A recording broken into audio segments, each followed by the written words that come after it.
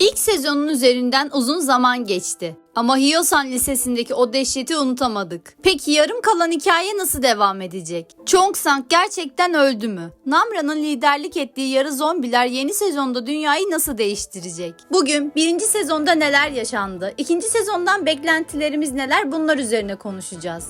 Emin olun ikinci sezon bizi sadece zombilerden kaçılan bir gençlik dramasıyla karşılamayacak. Karşımızda insanlığın sonunu getirebilecek acımasız bir yeni dünya düzeni var. İşte bu videoda o yeni dünyanın kapılarını sonuna kadar zorluyoruz.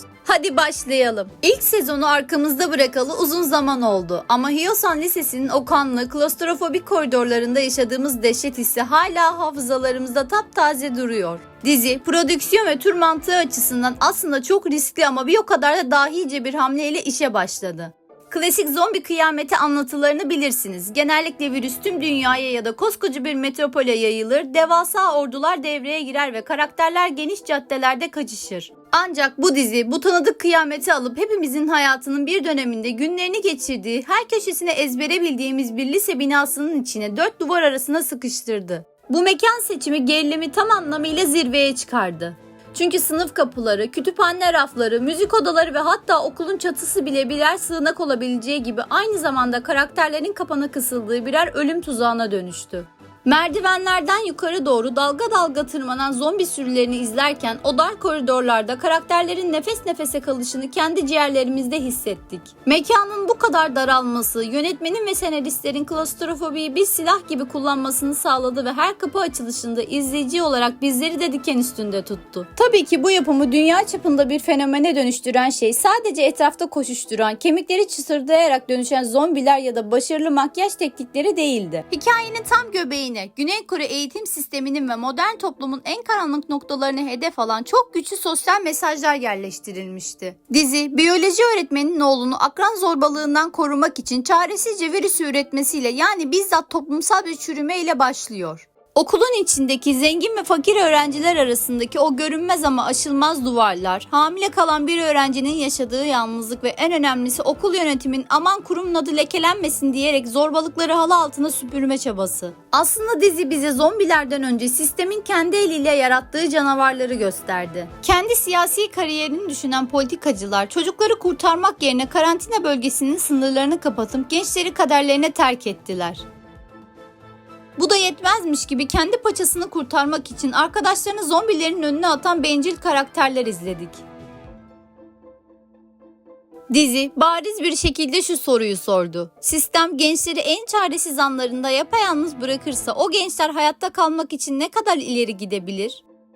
İşte bu derin sistem eleştirisi yapımı sadece bir korku anlatısı olmaktan çıkarıp izleyicide entelektüel bir iz bırakan sarsıcı bir dramaya dönüştürdü. Bu dramayı sırtlayan ve bizi ekrana kilitleyen en büyük etken ise şüphesiz karakterlerin birbiriyle kurduğu o organik iz bırakıcı bağlardı. Soo-hyuk ve Namra arasındaki o masum ama imkansız aşk filizini hatırlayın.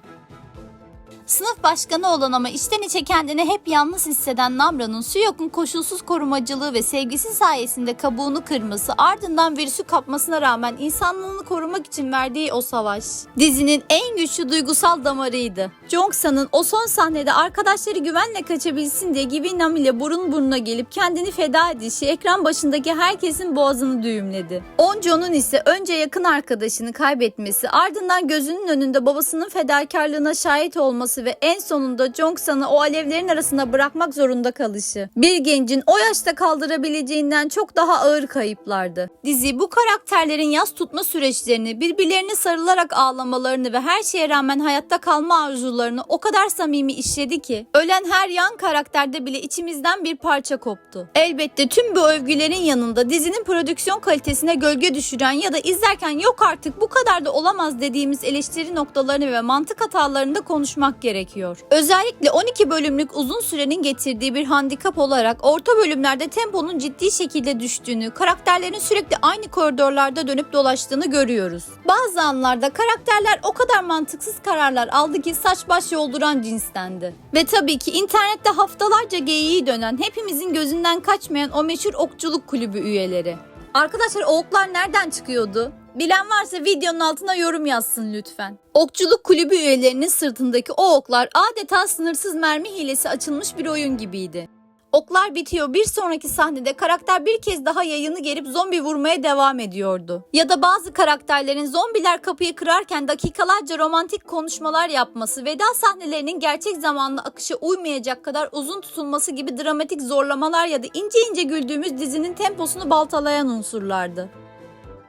Yine de tüm bu mantık hatalarına, ara sıra sarkan temposuna ve sinir bozucu karakterler kararlarına rağmen ilk sezon K-drama dünyasında son yılların en dinamik, en sürükleyici ve üzerinde en çok konuşulan zombi anlatılarından birini kazandırmayı başardı. Tüm bu artılar ve eksiler ikinci sezona dair beklentilerimizin çıtasını hem çok yukarı taşıyor hem de bizi neyle karşılaşacağımız konusunda acayip meraklandırıyor. Gelelim videonun en heyecanlı, üzerine en çok kafa yorduğumuz ve ikinci sezonun kaderini belirleyecek olan o büyük bölüme. Teoriler ve beklentiler. İlk sezonun finali arkasında o kadar çok açık kapı bıraktı ki dizi analistleri çoktan yüzlerce senaryo üretti bile. Ama biz bugün bize en mantıklı, dizinin kendi evren kurallarına en sadık ve gerçekleşme ihtimali en yüksek olan 4 büyük teoriyi masaya yatıracağız. İlk ve en büyük gizemle başlayalım. Chong-sang gerçekten öldü mü? İlk sezonun finalinde Chong-sang ve baş düşmanı Gi-bi-nam asansör boşluğunda alevlerin ve küllerin arasında kaldığı o sahneyi hepimiz içimiz acıyarak izledik. Ancak K-drama dünyasının ve genel olarak bu tarz hayatta kalma dizilerinin altın bir kuralı vardır. Eğer bir karakterin cesedini gözünle görmediysen o karakter kesin olarak ölmemiştir. Hatta öldüğü sanılan sahne ne kadar dramatikse geri dönüşü o kadar görkemli olur. Hikaye mantığı açısından baktığımızda Chong-sang'ın küllerin arasından bir Hembi yani Namra gibi yarı zombi olarak uyanma ihtimali neredeyse %100. Hatırlarsanız Gi-bi-nam onu ısırmıştı ve virüs Chong-sang'ın vücudunda zaten aktifleşmeye başlamıştı.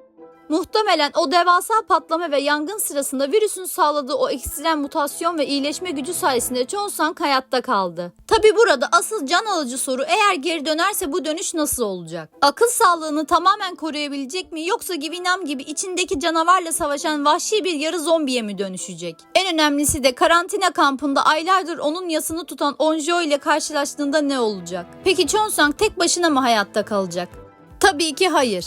Bu da bizi doğrudan ikinci büyük teorimize, yani Hembi'nin yeni dünyası ve Namra'nın rolü konusuna getiriyor. İlk sezonun o efsanevi çatı sahnesini hatırlayın. Namra arkadaşlarına benim gibi olan başkaları da var, onlar için yapmam gereken şeyler var diyerek kuğu gibi çatıdan aşağıya atlamıştı. İkinci sezonda bizi okulun dışına taşan tamamen yeni bir toplumsal düzen bekliyor. Hyosan şehri bombalandıktan sonra geriye kalan yıkıntılarda hayatta kalmaya çalışan bir yarı zombiler topluluğu kurulmuş durumda.